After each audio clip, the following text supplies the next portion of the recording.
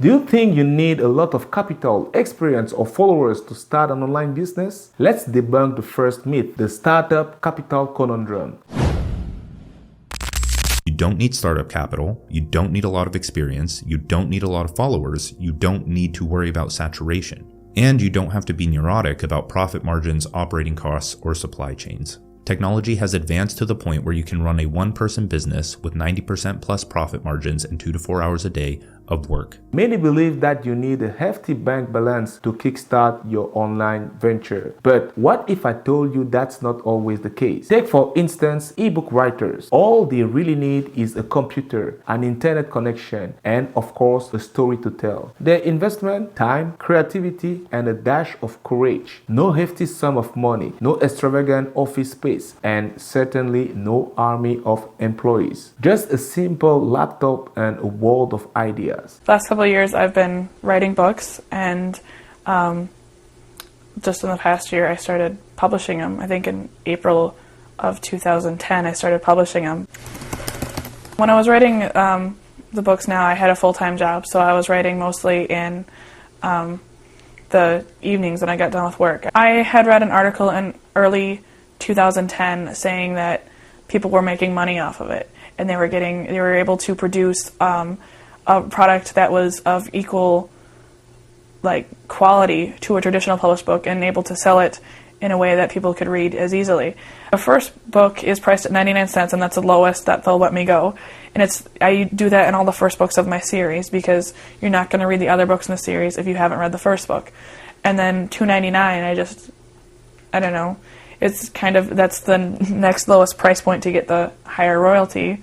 And I have 9 books out. So if one person reads one of my books simply because it was cheap and they like it and they go on to buy all my books, that ends up being, a pretty decent profit for me. The royalties, if you count what I've earned but haven't gotten paid yet, it's somewhere between 1.4 million, I think, and 2 million. In fact, the barrier to entry in the online world is significantly lower than traditional brick-and-mortar businesses. The digital realm allows you to start small, test your ideas, and scale up as you grow. It's about being lean, agile, and innovative. You see, the internet has democratized business. It's given us the ability to reach customers around the world with just the click of a button. It's allowed us to create virtual products and services that don't require large manufacturing plants or expensive warehouses. But don't get me wrong, capital can be beneficial. It can help you scale faster, hire top talent, and invest in marketing. But it's not an absolute requirement at the beginning. It's not the be-all and end-all. It's a tool, not a necessity. So don't let the lack of capital hold you back. Don't let it be the excuse that stops you from pursuing your entrepreneurial dreams. Remember, some of the biggest companies today started in garage,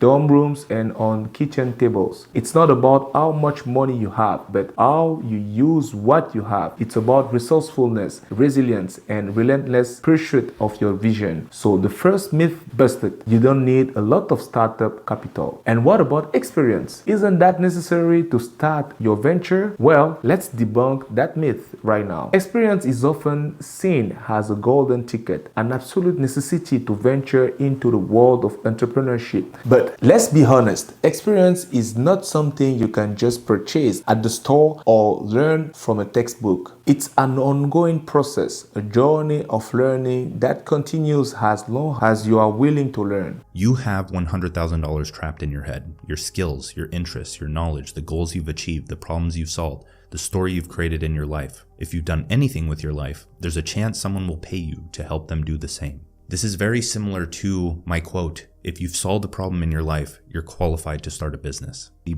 thing that I recommend now is building an audience, writing and teaching, so that you can understand and articulate your ideas and develop your expertise without trying to monetize it first. Let's take a look at a real-world example. Picture a young, ambitious entrepreneur with a passion for education but with little teaching experience. Rather than letting lack of experience deter her, she saw it as an opportunity to learn, to grow, and to innovate. She started an online tutoring business, not because she was an expert tutor, but because she saw a need and wanted to address it. She didn't have a decade of teaching under under her belt, but she did have a vision. She had a desire to make a difference. And most importantly, she had the willingness to learn. In that process, she took an online training course to learn how to teach things to her audience. So I was working in this petrol station, and I was coming home when I'd work those morning shifts. I'd come home at like 2 p.m.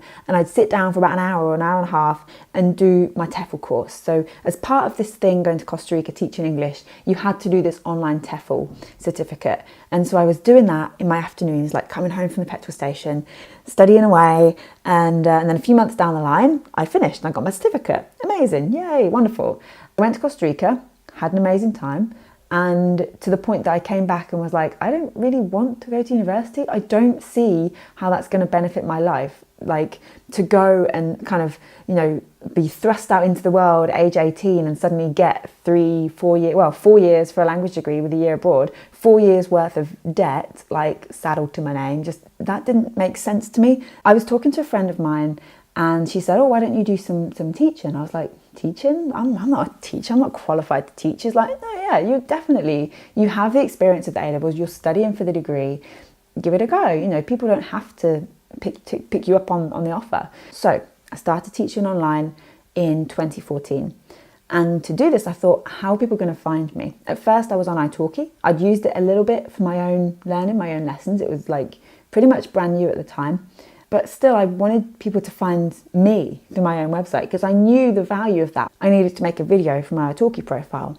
And Ashley said, as he's editing it all, because that was like his kind of background, like media production and videos and stuff, and editing in particular. And he said, you know what, you're really good on camera. You should make videos like you're doing with your blogs, but do it on video. I was like, oh, well, I've never thought of that. Can I do that? Can I do YouTube? That sounds kind of scary. So I did. I thought, let's just give it a go. What am I going to do? I don't know. What is language? 9 reasons to learn a language. These were like the first video ideas I had. Pretty quickly, like remarkably quickly, I got very lucky again there.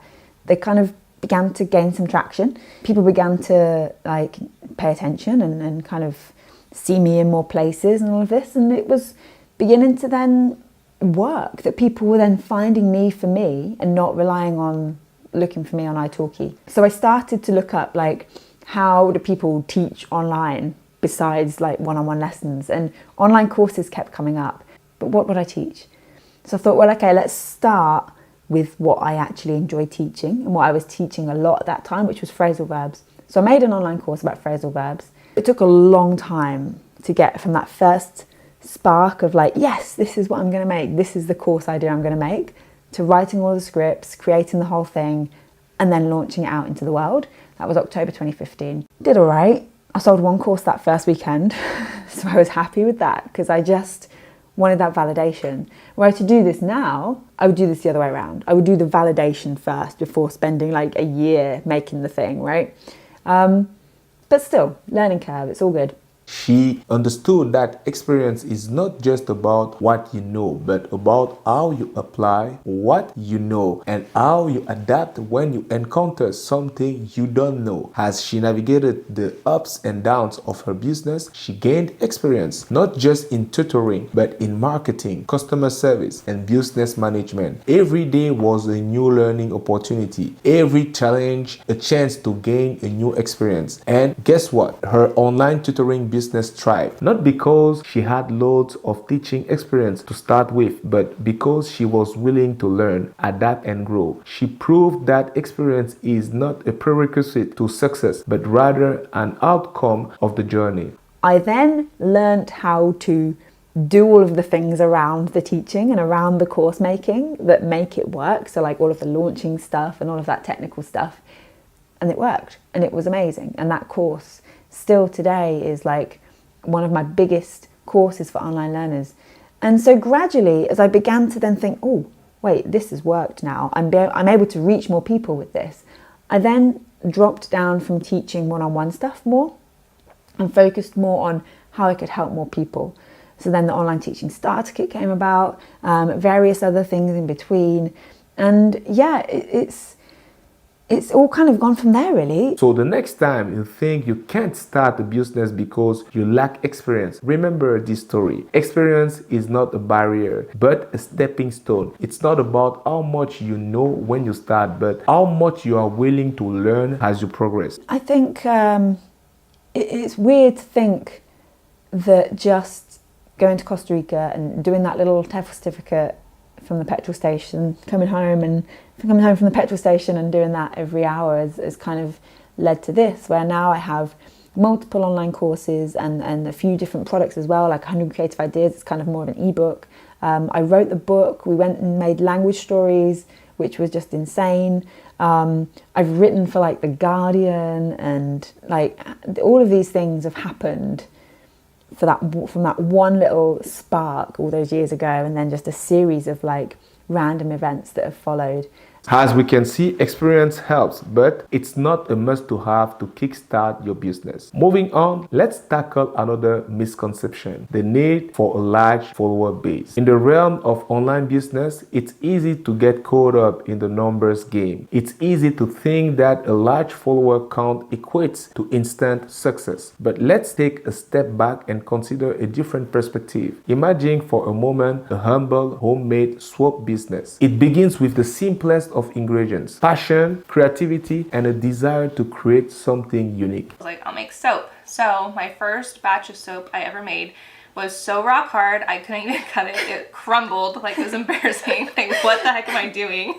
I think I have a picture. I'll have to find it for you guys and post it. But from there, I just did trial and error until I got a recipe that I loved. And I found through that I really enjoyed doing that. Like, that was my creative outlet. I could design it however I wanted. I could pick the scents. Like, it was just so much fun. And then from there, I started gifting it to friends and family. They loved it. And then I was like, okay, well, maybe I'll just start selling on Etsy. So I posted like a couple on Etsy, and they're the most embarrassing pictures ever. Like, it's so funny.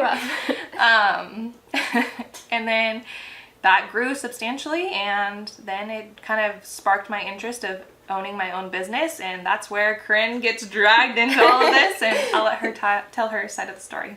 The owner doesn't start with a massive following on Instagram or 1 million subscribers on YouTube. No, it all starts with friends and family, a small group of individuals who believe in the product and its potential. This swap business, small as it may be, is not defined by the number of followers it has, but by the quality of its products and the relationships it builds with its customers. Word of mouth, the most ancient form of marketing, works its magic. The swap is good, it's unique, it's worth talking about. Friends tell friends, would tell their friends, and slowly but surely the business grows. Not because of a large follower base, but because of a loyal one. Our very first market was San Ramon Farmers Market.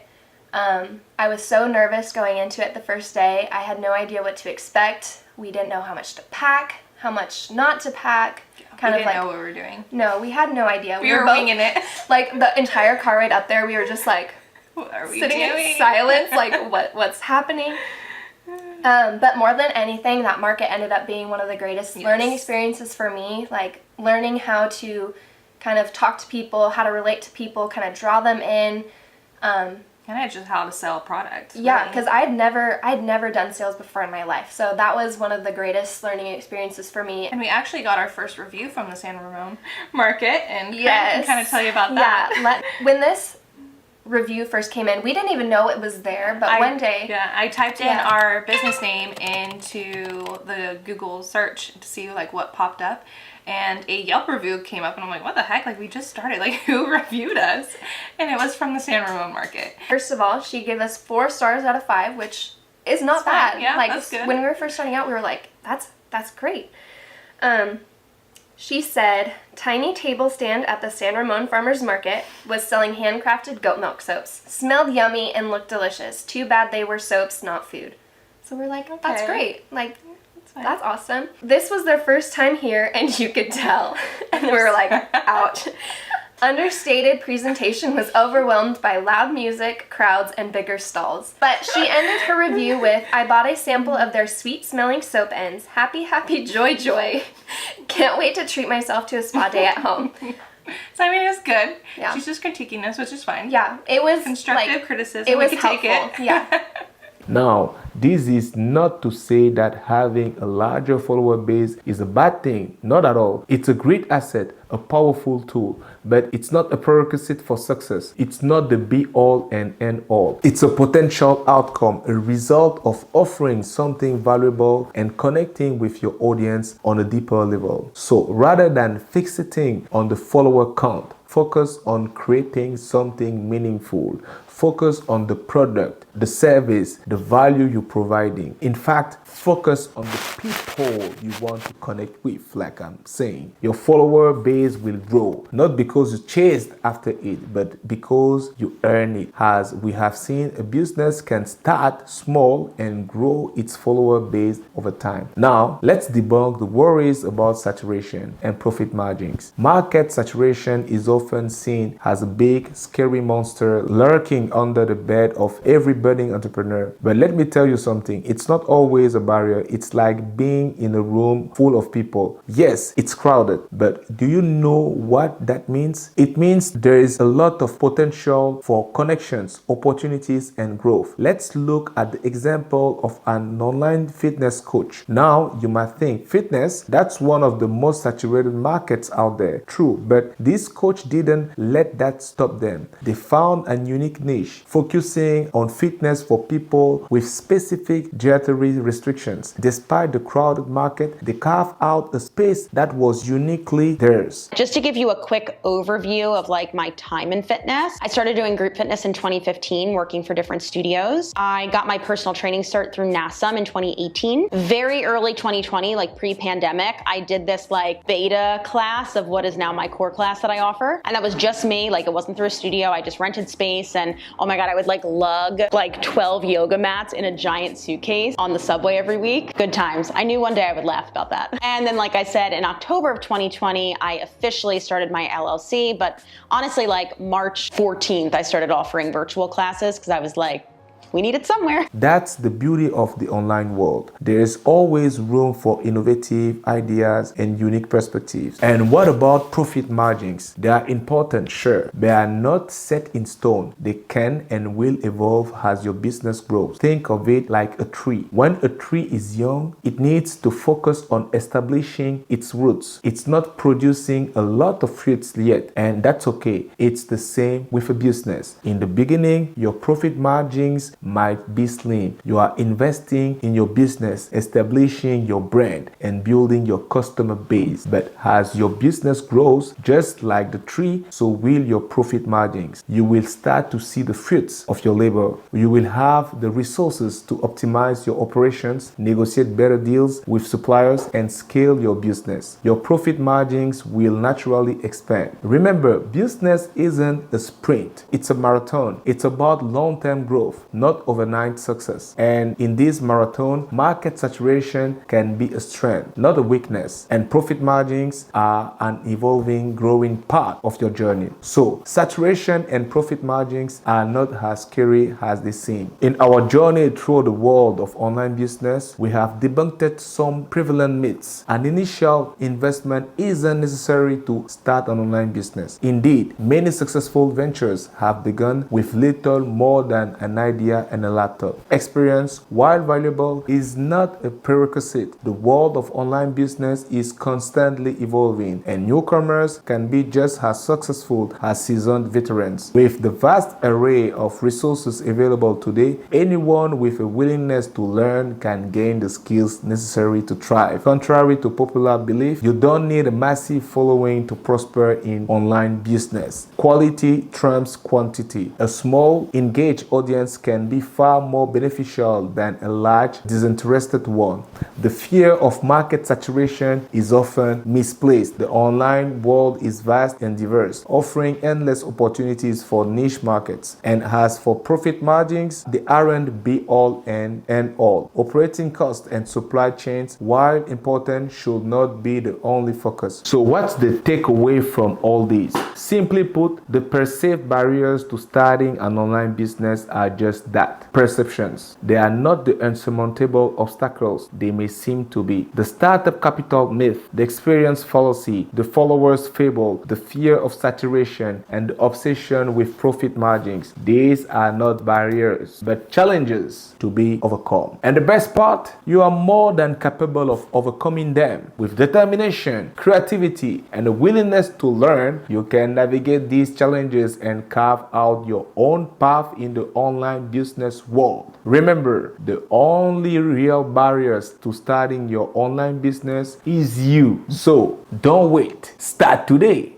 Now, watch this video where I react to a powerful message Dan Kuei conveyed about the one person's business model. This model may be what you need to make your dreams come true. See you in the next one.